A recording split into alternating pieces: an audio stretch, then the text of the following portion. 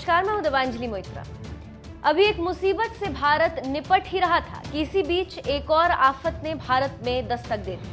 भारत में रविवार को इसका पहला मामला सामने आया। इसका नाम अफ्रीकन स्वाइन फ्लू है और इस खतरनाक बीमारी का असम में पहला केस सामने आया। असम सरकार ने इसको लेकर रविवार को कहा कि राज्य में अफ्रीकी स्वाइन फ्लू का पहला मामला पाया गया। इससे 306 गांव में 2500 से अधिक सुअर मारे जा चुके हैं।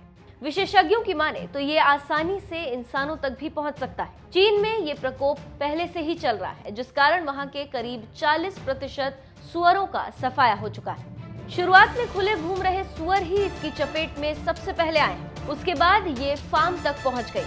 असम के पशुपालन और पशु चिकित्सा मंत्री की माने तो राज्य सरकार केंद्र से मंजूरी होने के बाद भी तुरंत सुअरों को मारने के बजाय इस घातक संक्रामक बीमारी को फैलने से रोकने के लिए कोई अन्य रास्ता अपनाएगी। इस बीमारी का कोविड-19 से कोई लेना देना नहीं है। फिलहाल मंत्री का कहना है कि ये इंसानों तक नहीं पहुंच सकता।